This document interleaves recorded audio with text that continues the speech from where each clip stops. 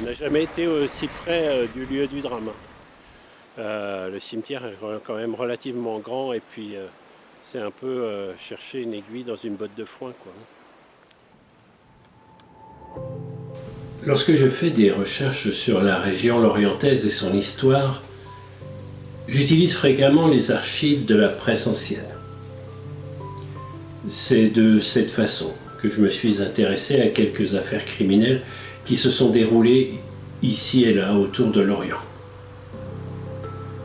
Le désir de partager avec vous quelques-unes de ces histoires m'a conduit à me plonger au cœur des enquêtes.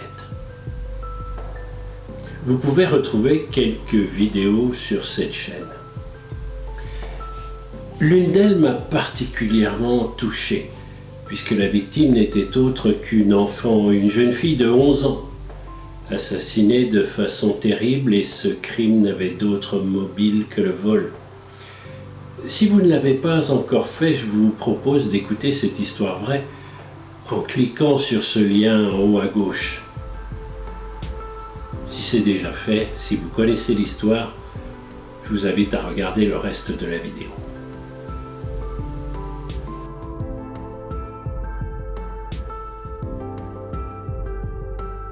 En réalisant mes vidéos sur ces histoires anciennes, il me plaît d'utiliser l'intelligence artificielle pour générer des images qui viendront habiller mon récit. En effet, il y a un siècle, les photos se faisaient rares dans la presse locale. En proposant un prompt, une description si vous préférez, à l'intelligence artificielle pour mettre une image sur la malheureuse victime, c'est cette image qui m'a été entre autres proposée.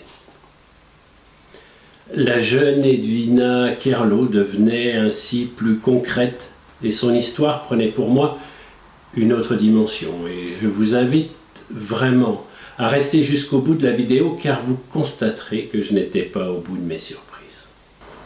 J'avais désormais un visage, un sourire et également une histoire tragique. Mais pourquoi ne pas également chercher des lieux? Port-Louis, je connais un peu, c'est à 2 pas de chez moi. Et le quartier de Locmalo, j'y vais régulièrement. Alors, allons-y.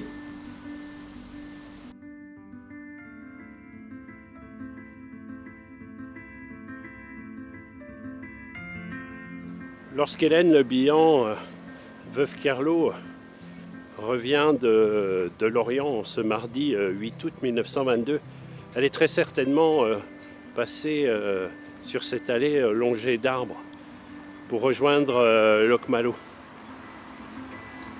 Parce que de toute façon, à l'époque, c'était le seul endroit pour pouvoir rejoindre la pointe, l'autre côté de la pointe de Port-Louis.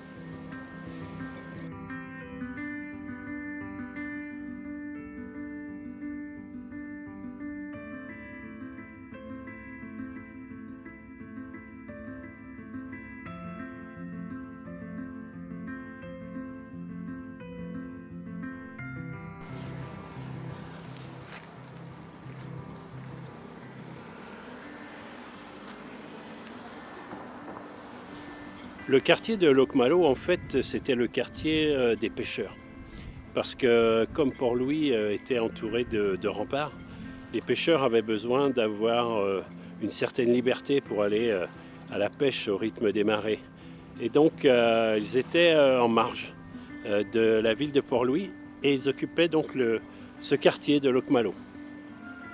Alors Locmalo, maintenant, c'est un quartier qui est assez fréquenté parce que c'est l'endroit où on peut prendre le bateau pour aller jusqu'à la presqu'île de Gavre.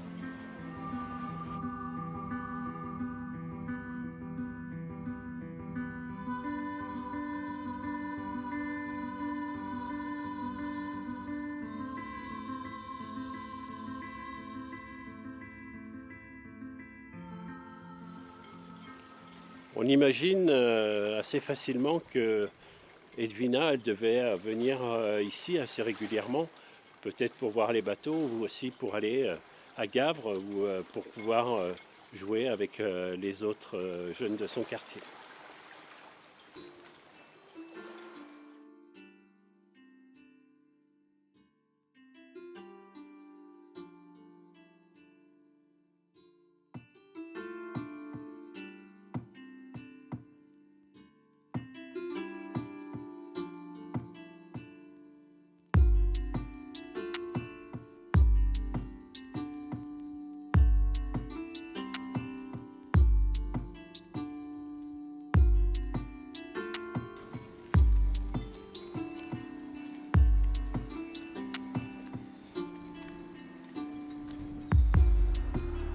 Là où c'est intéressant lorsqu'on fait cette démarche, de partir à la poursuite, de partir dans les pas d'Edwina, c'est que depuis 1922, la plupart des quartiers de Port-Louis n'ont pas vraiment changé.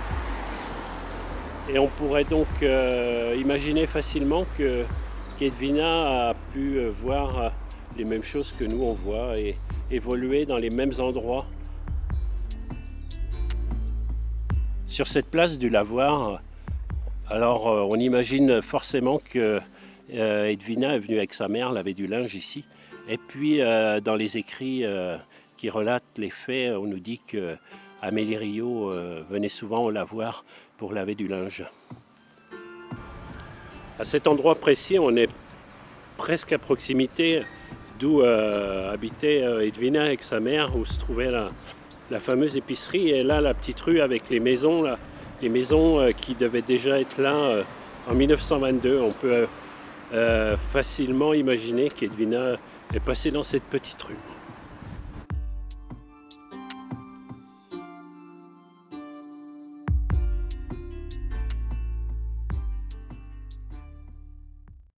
Ici, on a un moment d'émotion un petit peu, puisque on a juste derrière moi, vous le voyez, le CMB là, où il y avait l'octroi. Ici, un autre magasin actuellement où il y avait l'épicerie Kerlot, et c'est dans cet endroit que Edwina a perdu la vie. Voilà, cet endroit précis, hein. On n'a jamais été aussi près du lieu du drame. Sur un plan envoyé par un internaute, on constate clairement que la maison d'Amélie Riault se trouvait juste à côté de l'épicerie. Dans une annonce judiciaire de 1925, cette maison fut vendue pour 18 000 francs.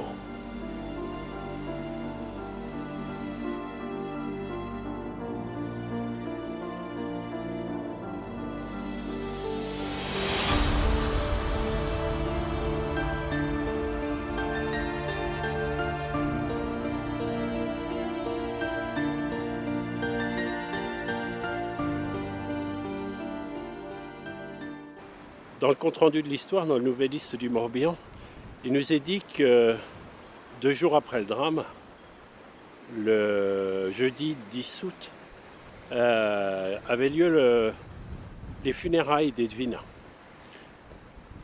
Alors j'en déduis certainement qu'elle a été inhumée juste ici, puisqu'on est à côté du cimetière de Port-Louis.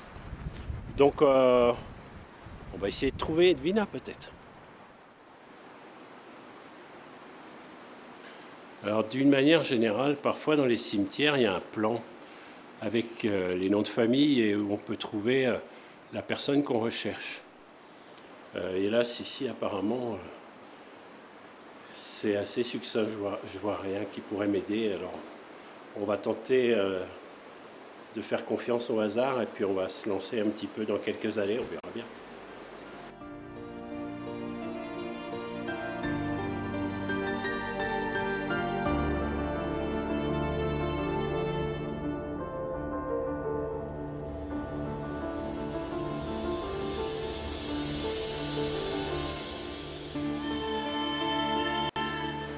En fait, je me sens un petit peu ridicule parce que le cimetière est quand même relativement grand et puis c'est un peu chercher une aiguille dans une botte de foin, quoi.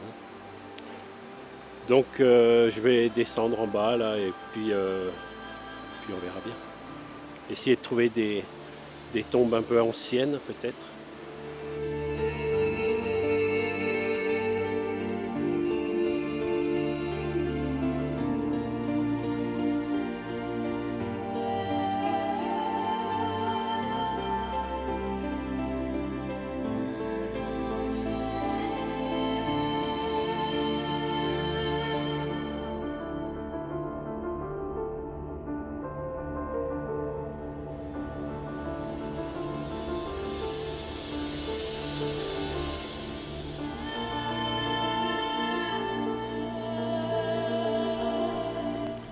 J'avais entendu dire une fois qu'on était réellement mort lorsque plus personne ne pensait à nous, ou ne parlait de nous. Et puis, eh bien voilà, le hasard m'a conduit juste devant la tombe d'Edwina. Edwina Carlo, victime de ce drame en 1922. J'ai jamais été aussi près d'elle.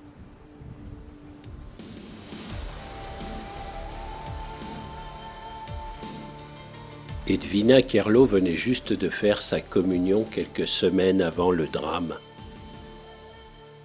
En découvrant le véritable visage d'Edwina sur la photographie ornant sa tombe, quelle ne fut pas mon émotion en réalisant que sa véritable apparence n'était finalement pas si différente de l'image que je m'étais faite d'elle à travers l'intelligence artificielle. La facilité avec laquelle je trouvais sa tombe à l'instant même où le découragement m'envahissait laisse planer une part de mystère, comme si elle m'avait guidé vers elle.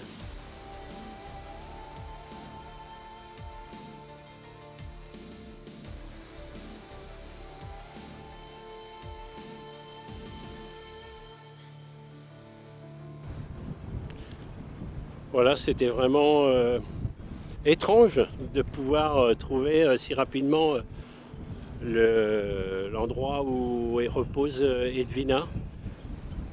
On va dire que cette histoire se termine là. Je suis persuadé que de temps à autre, je repasserai ici pour peut-être déposer une fleur, un galet, quelque chose, que Edwina puisse rester dans ma mémoire et peut-être aussi dans la vôtre.